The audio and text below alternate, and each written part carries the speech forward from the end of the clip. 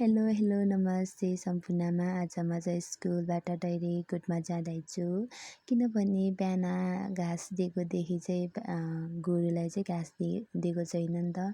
हाम्रो चाहिँ 2टा गोरु छ माथि गोठमा, अनि घरमा चाहिँ कोही हुन्न नि त, अनि आफैले गर्नुपर्ने हुन्छ। यो चाहिँ हाम्रो उत्तिसको रुख हो है, टन्नै छ उत्तिसको रुख। पर्सि शनिबार उत्तिसको रुख नि झर्नुपर्ने छ सोतर, अनि त्यसपछि भनेको गोठमा लानुपर्ने हुन्छ। मैले चाहिँ मलाई एक दिन त लाग्छ होला है, एक दिन त। फेरि मैले घाँस काट्नका लागि टोक्को र हाँसियानी बोकेँ। अब भने चाहिँ म घाँस काट्न रेडी हुनुपर्ने हुन्छ। कपाल बाँधेको थिएन मेरो चाहिँ, अनि पेनले बाँधेको है गाइज।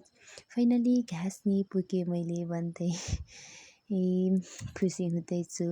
फेरि घाँस नाम्लो थिएन मसँग चाहिँ, गोठमा नि नाम्लो रहेनछ, अनि हातले बोकेको यस्तो गाह्रो भइरहेछ। गाह्रो भयो नि, तर के गर्नु त, बोक्नु त पर्यो। नाम्लो नि छैन नभएपछि त्यसमाथि नि फेरि अलिक उकालो छ कि यसमा चाहिँ। फाइनली गोठमा नि पुगेँ। अब भने गोठमा घाँस हालेर जानुपर्ने हुन्छ।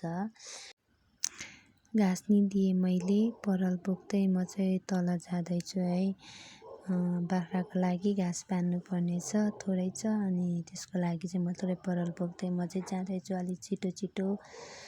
अनि यो चाहिँ मेरो बाख्राको लागि घाँस हो, थोरै छ,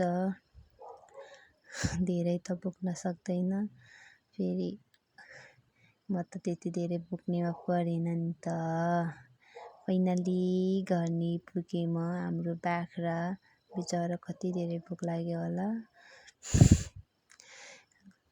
कुखुरा छोडेको कस्तो के, यो कुखुरा त कस्तो मातेको, झगडा पो गर्छ भनेको थोरै कुखुरा छ तर नि झगडा गर्दो रहेछ भन्दै। यो चाहिँ हाम्रो चुलो हो। अब आगो फुक्न रेडी भएँ म। आगो नि फुकेँ, खाना बनाउनु पर्ने हुन्छ भन्दै आजको भिडियोबाट बिदा माग्छु। हस्त धन्यवाद।